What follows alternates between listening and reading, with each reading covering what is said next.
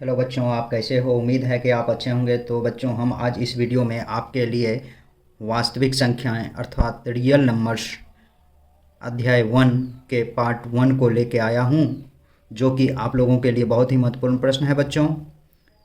बच्चों, इस वास्तविक नंबर जानने से पहले मैं कुछ बेसिक चीज़ बताता हूं, जिससे कि आपको वास्तविक नंबर समझने में आसानी होगा। बच्चों, वास्तविक संख्याएं। बच्चों, आप लोग तो प्राकृत संख्या जानते होंगे, अर्थात प्राकृत संख्या होता है गिनती की संख्याओं को प्राकृत संख्या कहते हैं। तो बच्चों, गिनती की संख्याओं में क्या आता है? 1 2 3 4 5 6 7 8 9 10 11 12 13 14 15 16 17 डॉट डॉट। आप लोग जो बचपन में गिनती सीखते थे वही गिनती की संख्या है। आपको प्राकृत संख्या, गिनती की संख्याओं को प्राकृत संख्या कहते हैं। बच्चों, पहले तो आप लोग 100 तक की गिनती सीखते थे, 100 तक की गिनती सीखते थे, लेकिन यह गिनती सिर्फ 100 तक ही नहीं है। यह गिनती आपको अनंत तक की गिनतियों की संख्या है। तो प्राकृत संख्या 1 2 3 4 5 डॉट डॉट अनंत तक की संख्याओं को प्राकृत संख्या कहते हैं, अर्थात इसको आप कह सकते हैं गिनती की संख्याओं को प्राकृत संख्या कहते हैं। उसके बाद बच्चों आता है पूर्ण संख्या।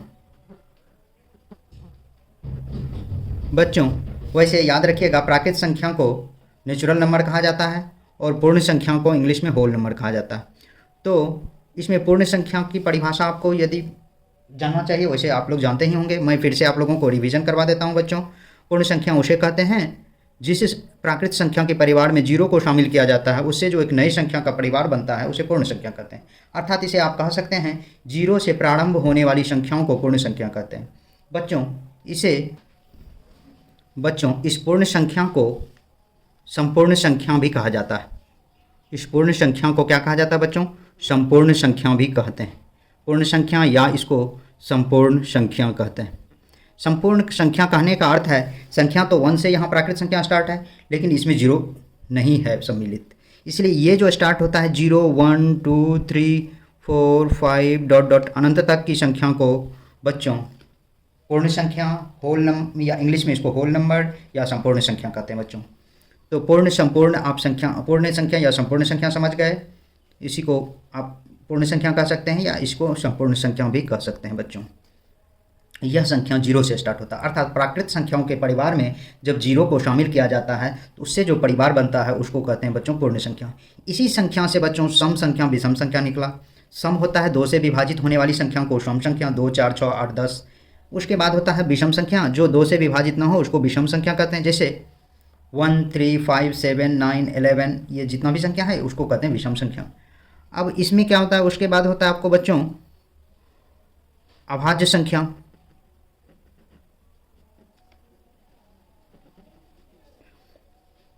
वैसी संख्या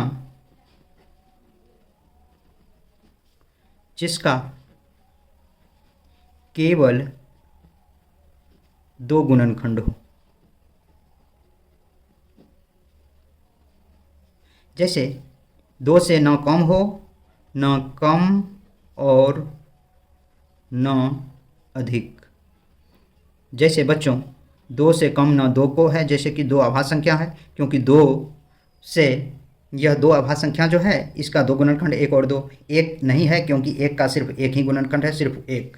लेकिन इसका गुणनखंड आपको बच्चों 1 और 2 2 है। 3 है, इसका उसी तरह से गुणनखंड है बच्चों 1 और 3, ये 2 गुणनखंड है।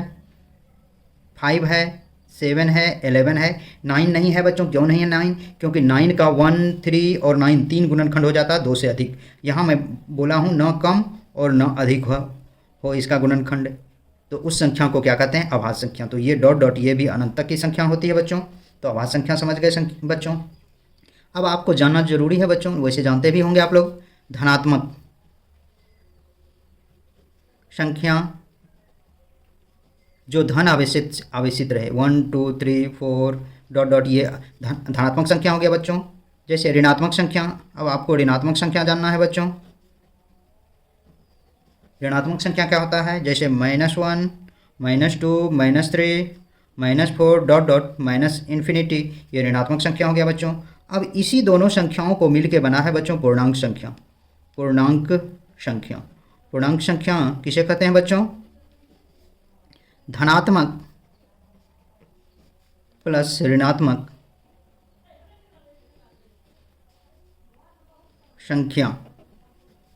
ये धनात्मक और ऋणात्मक संख्याओं को जब मिला देते हैं तो दोनों मिला के क्या बनता है बच्चों? पूर्णांक संख्या बनता है।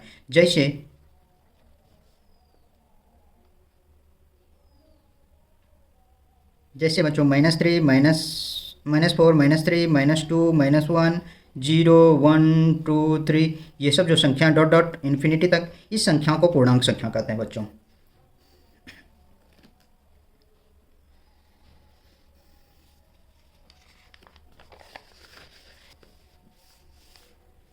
अब बच्चों होता है क्या आपको परिमेय संख्या।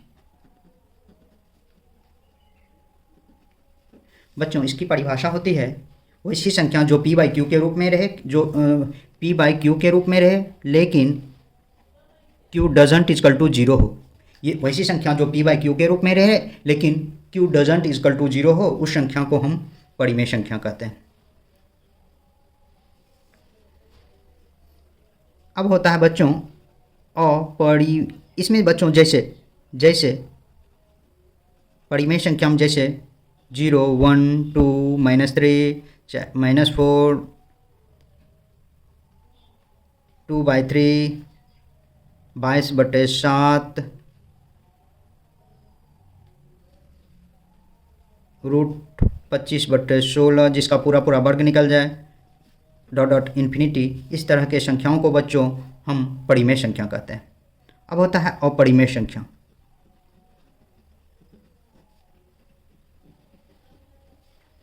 बच्चों वैसी संख्या जो p/q के रूप में न रहे तथा जिसका पूर्ण वर्ग नहीं निकले, उसे अपरिमेय संख्या कहा जाता है। जैसे बच्चों ये आपको होगा √2 √3 -√5 पाई डॉट डॉट, इसे ये डॉट डॉट इन्फिनिटी, ये इस टाइप के संख्या को अपरिमेय संख्या कहते हैं बच्चों। पाई का मान जब 22/7 होगा तो परिमेय होता है, लेकिन पाई सिर्फ जब रहेगा तो वह अपरिमेय होता है। ये भी क्वेश्चन कभी कभी आता है, इसे आप लोग ध्यान में रखेंगे।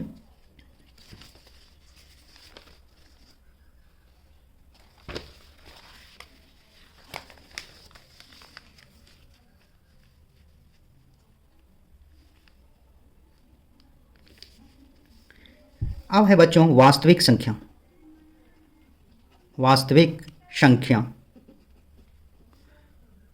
परिमेय प्लस अपरिमेय संख्या के सम्मिलित परिवार को वास्तविक संख्या बराबर भी लिख सकते हैं परिमेय संख्या प्लस अपरिमेय संख्या, अर्थात परिमेय और अपरिमेय संख्याओं के सम्मिलित परिवार को वास्तविक संख्या कहते हैं बच्चों। तो ये वास्तविक संख्या में जैसे होगा बच्चों 0 1 2 -3 -4 -5 √2 -√3 पाई डॉट डॉट अनंत तक की संख्याओं को कहते हैं वास्तविक संख्या बच्चों। तो वास्तविक और अवास्तविक बच्चों परिमेय और अपरिमेय संख्याओं के सम्मिलित परिवार को हम कहते हैं वास्तविक संख्या। तो चलते हैं अब बच्चों प्रश्न की ओर। आज का प्रथम प्रश्न जो है, मैं इतना देर आप लोगों को इंट्रोडक्शन दे रहा था इस चैप्टर के बारे में, अब चलते हैं प्रश्न की ओर बच्चों। प्रथम प्रश्न है सभी प्राकृत संख्याओं के संग्रह समेत को क्या कहते हैं? बच्चों प्राकृत संख्या के संग्रह समेत को हम पूर्ण संख्या कहते हैं बच्चों। अभी तुरंत मैं बताया हूँ, जब पूर्ण संख्या उसे कहते हैं जिसमें जब प्राकृत संख्याओं के परिवार में 0 को शामिल करते हैं तो वो संख्या पूर्ण संख्या बनता है। तो इसलिए 1 का आंसर हो जाएगा बच्चों ऑप्शन नंबर बी।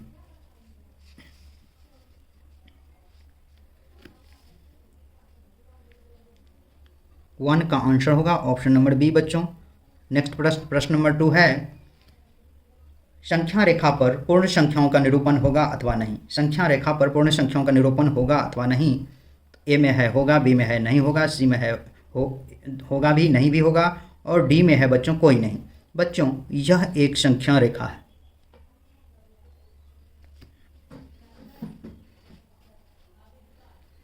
यह एक संख्या रेखा है। यहाँ होता है 0, इधर चलेंगे तो 1 पॉजिटिव होता है, ये भी 2, ये भी 3, ये भी 4 डॉट डॉट अनंत की ओर चला जाता है। इधर -1, -2, -3, -4, -5 डॉट डॉट करेंगे तो ∞ की ओर जो ये संख्या जाएगा, इस संख्या को कहते हैं संख्या रेखा पे। इस संख्या को हम संख्या रेखा पे प्रदर्शित कर सकते हैं।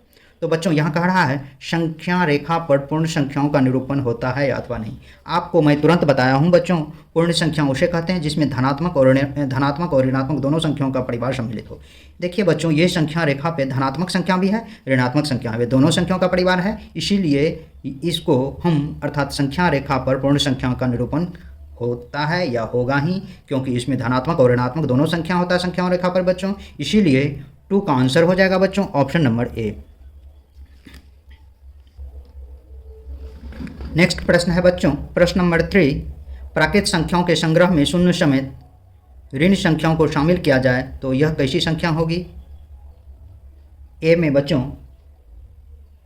प्राकृत संख्या, बी में आभाज्य संख्या, सी में पूर्णांक संख्या, डी में कोई नहीं। बच्चों प्रथम ये दूसरा प्रश्न जो मैं बताया हूँ उसी का मिलता जो वही प्रश्न ही है यह, लेकिन इसको थोड़ा सा घुमा दिया गया। कह रहा प्राकृत संख्याओं के संग्रह में शून्य समेत ऋण संख्याओं को शामिल किया जाता है। अब देखिए प्राकृत संख्या 1 से 4 तक, 1 से इन्फिनिटी तक होता है, इसमें 0 को शामिल करेंगे तो ये पूर्ण संख्या बन जाएगा। उसके बाद कहता है ऋण संख्या को भी शामिल कर देंगे तो यह कैसी संख्या का परिवार बनेगा बच्चों? तो अर्थात इसका आंसर हो जाएगा आपको पूर्णांक संख्या बच्चों, सॉरी बच्चों पूर्णांक संख्या, क्योंकि धनात्मक और ऋणात्मक संख्याओं के सम्मिलित परिवार, शून्य सहित धनात्मक ऋणात्मक संख्याओं के सम्मिलित परिवार को बच्चों पूर्णांक संख्या कहा जाता है।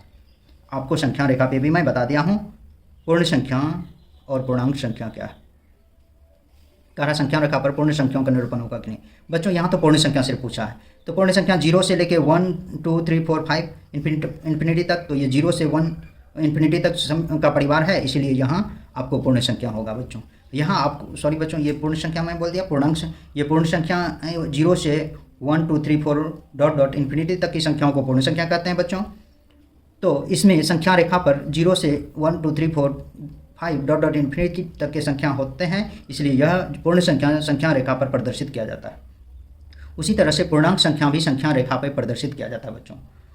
याद रखिएगा पूर्णांक, क्योंकि ये धनात्मक और ऋणात्मक दोनों संख्याओं का परिवार इसमें सम्मिलित है, इस संख्याओं को यहाँ पूर्णांक संख्या कहते हैं बच्चों। और संख्या रेखा पर जो परिवार होता है वह पूर्णांक संख्या का परिवार होता है। उसी परिवार को आप परिमेय संख्या का भी परिवार कह सकते हैं, क्योंकि जितना भी ये संख्या है ये परिमेय संख्या भी हो सकता है बच्चों।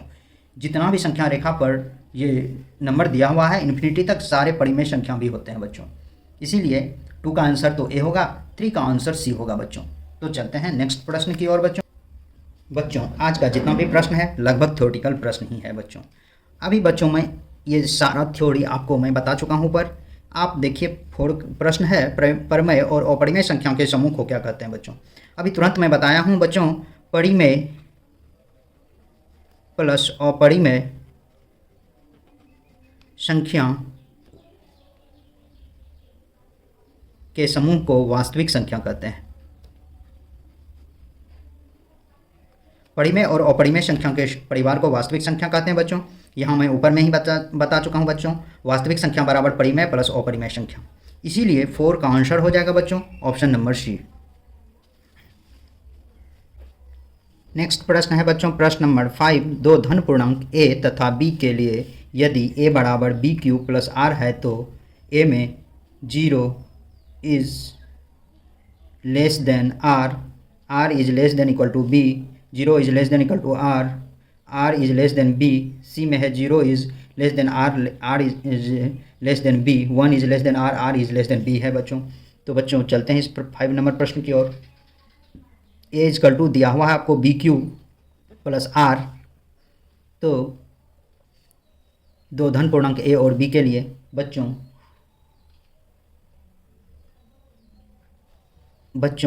ए आपको ए बराबर यहाँ होगा भाज्य, बी बराबर हो जाएगा आपको भाजक, याद रखिएगा, क्यू बराबर होता है भागफल, क्यूसेंट कहते हैं बच्चों, और आर बराबर होता है बच्चों शेषफल। तो बच्चों जब a equal to b q plus r होगा तो हमेशा ये याद रखिएगा, इसमें 0 is less than equal to r is b होगा। क्यों कि मैं बता रहा हूँ इसके बारे में। ये a equal to b q plus r तब होगा जब 0 is less than equal to r equal less than equal to r और लेस देन बी होगा। क्योंकि बच्चों आर मीन्स शेषफल रिमाइंडर। कभी भी जब हम किसी संख्या को, मान लीजिए कि ए भाज्य है, इसको बी से भाग देते हैं, क्यू टाइम्स में लगता है, रिमाइंडर यहाँ दिया हुआ है, तो शेषफल, तो बच्चों या तो शेषफल 1 आता है या कम आता है, या इसके ये आपको या तो 0 आता है या 1, इससे हमेशा बड़ा आता है, या हमेशा नहीं तो 0 आता है बच्चों। ये इससे हमेशा, ये तो छोटा आता है, सॉरी बच्चों, इससे बी से यानी कि भाजक से हमेशा रिमाइंडर छोटा होता है बच्चों, या नहीं तो ये 0 होता है बच्चों। जब ये 0 होगा तो इसीलिए यहाँ 0 is less than equal to r दिया हुआ। आर का मान हमेशा क्या होगा बच्चों, 0 के या तो बराबर होगा या 0 से छोटा भी हो सकता है, माइनस में भी हो सकता है। और लेकिन यह आर का मान बी से हमेशा छोटा ही होगा बच्चों। ये बी देने का अर्थ है कि आर का मान हमेशा बी से छोटा होगा।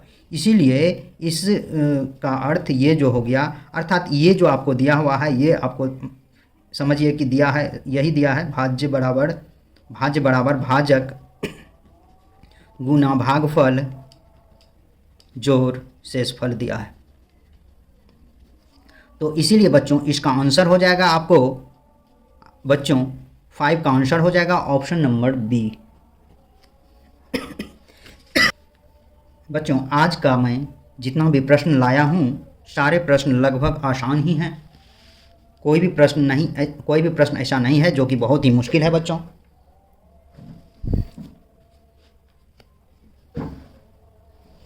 चलते हैं बच्चों 6 नंबर प्रश्न की ओर। 6 नंबर प्रश्न आपको दिया हुआ है बच्चों। 6 नंबर प्रश्न आपको दिया हुआ, निम्न में से कौन सी सबसे छोटी प्राकृत संख्या है? बच्चों ए में दिया हुआ 0, बी में -1, सी में 2 और डी में 1। बच्चों आप जानते हैं प्राकृत संख्या क्या होता है? प्राकृत संख्या कहाँ से स्टार्ट होता है? 1 2 3 डॉट डॉट अनंत तक। तो इसमें सबसे छोटी संख्या कौन है? 1 से स्टार्ट हुआ इसलिए 1 है। तो सबसे छोटी संख्या, सबसे छोटी प्राकृत संख्या क्या होगा बच्चों? ऑप्शन नंबर डी 6 का। बच्चों यह प्रश्न मुझे नहीं पूछनी चाहिए क्योंकि यह बेसिक और बच्चों के लिए है, लेकिन मैं सोचा कि थोड़ा छोटा सा आसान सा प्रश्न देता हूँ। कभी कभी बच्चों कंफ्यूज कर जाते हैं, इसीलिए मैं इस प्रश्न को आपके इस सेट में डाल दिया हूँ। तो बच्चों चलते हैं नेक्स्ट प्रश्न की ओर। प्रश्न नंबर 7 दिया हुआ है, यदि पूर्णांक b, a पूर्णांक से पूर्णतः विभाज्य है तो b a का क्या कहा जाता है? a में अपवर्त, b में भाज्य, c में शेषफल और d में कोई नहीं। बच्चों b, यदि b a से पूर्णतया विभाज्य है, करा b a से पूर्णतया, बच्चों a से b को भाग देते हैं, यहाँ हो जाएगा आपको, ये होता है भाजक बच्चों, आप जानते ही हैं। इसको कहते हैं भाज्य, आप ये भी जानते हैं। इसको कहते हैं बच्चों भागफल, और यहाँ आपको शेषफल होता है। तो आप जानते हैं कि भाज्य बराबर, अभी तुरंत भी मैं बताऊँ, भाज्य बराबर भाजक गुना भागफल जोड़ शेषफल होता है। तो बच्चों कह रहा है b को a का क्या कहा जाता है? b को a का क्या कहा जाएगा बच्चों? तो a का b को भाज्य कहा जाएगा बच्चों। इसीलिए 7 का आंसर हो जाएगा बच्चों ऑप्शन नंबर बी, क्योंकि a से b में जो भाग दिया जाता है इसलिए a का b भाज्य होगा हमेशा बच्चों। प्रश्न नंबर 8 दिया हुआ बच्चों, किसी पूर्णांक p के लिए प्रत्येक सम पूर्णांक का रूप क्या होगा? a में p, b में p+1, c में 2p+1 और d में 2p।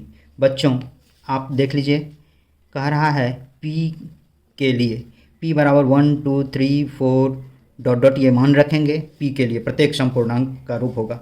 तो सम पूर्णांक कब होगा बच्चों?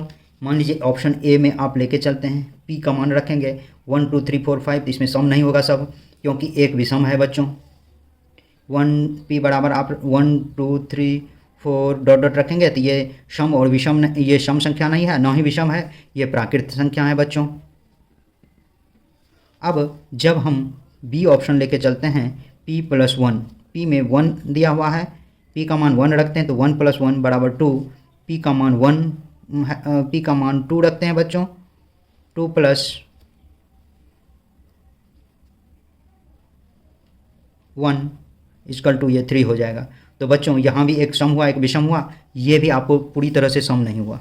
अब चलते हैं सी की ओर बच्चों, ऑप्शन सी की ओर डॉट डॉट इसी तरह से आएगा बच्चों। ये ऑप्शन सी में है 2p + 1, अब 2p का मान 1 + 1, 2 × 1 2 + 1 = 3, यही हो गया बच्चों आपको विषम, इसलिए ये भी नहीं होगा। अब डी में चलते हैं बच्चों, 2p दिया हुआ है, 2 × p का मान रखिएगा, 2 × p का मान दिया हुआ 1, 2 × 1 2 होगा, p का मान दिया हुआ 2, 2 × 2 4 होगा, p का मान दिया है 3, 2 × 3 = 6 होगा। बच्चों जितना भी मान इसमें प्राकृत संख्याओं का मान रखते जाते हैं, सारा मान सम आ रहा है, डॉट डॉट ये सब सम आएगा, इसलिए इसका हमेशा इसका सम पूर्णांक 2p होगा बच्चों। बच्चों प्रश्न नंबर 9 दिया हुआ है कि √12 का परिमेयीकरण गुणांक क्या होगा। ए में √2, बी में √3, सी में √6 और डी में 2√3। बच्चों √12 का परिमेयीकरण गुणांक, तो पहले आप ये 12 का एलसीएम लीजिए, 2 × 6 = 12, 2 × 3 = 6, अर्थात 2 × 2 × 3 होगा। इसको लिखिए बच्चों 2 × 2 × 3, अर्थात 2 ठो 2 इसमें से निकल जाएगा, बचेगा √3। अब यह इसको किस संख्या से गुना करेंगे कि परिमेय संख्या हो जाएगा बच्चों। आप इस संख्या को यदि 2 × √3 × √3, क्योंकि ये √3 पूरी तरह से रूट में नहीं निकला है, इसलिए यह हो जाएगा अपरिमेय संख्या बच्चों। तो ये √3 से गुना करेंगे तो 2 × √9 = 2 × 3 = 6, अर्थात ये परिमेय संख्या होगा। अर्थात गुणांक कहने का अर्थ गुना करना, अर्थात आप जब √3 से इस √12 को गुना करेंगे तो इसका मान परिमेयीकरण गुणांक में आएगा, परिमेय में आएगा और परिमेय में नहीं रहेगा, अर्थात 9 का आंसर ऑप्शन नंबर बी होगा बच्चों। तो बच्चों लास्ट प्रश्न है 10 नंबर प्रश्न। यदि दिया हुआ बच्चों, यदि p तथा q दो अभाज्य संख्या है तो उनका मौसो क्या होगा। मौसो अर्थात महत्तम समावर्तक क्या होगा। ए में 0, बी में 1, सी में 2, डी में 1 या 2। बच्चों p तथा q के अभाज्य संख्या क्रमशः 2 और 3 मान लेते हैं। तो 3 में यदि 2 से डिवाइड करेंगे, 2 × 1 = 2, 1 2 2, अर्थात यहाँ मौसो क्या आया बच्चों, महत्तम समावर्तक तो 1 आया। आप मान लीजिए ये नहीं, दूसरी संख्या कोई ले लें, आप 7 11 ही ले लें। इसको आप देखें कि इनका मौसो क्या होगा। 11 में 7 से डिवाइड करें, 7 × 1 = 7, 4 घट के आएगा 4, और 7 में दें 1 टाइम्स में 4, 3 आएगा, फिर 4 में 1 टाइम्स में 3, 1, अब 3 में 3 टाइम्स में 3 कट गया बच्चों, अर्थात ये 1। यहाँ भी आपको मौसो क्या आया बच्चों, 1।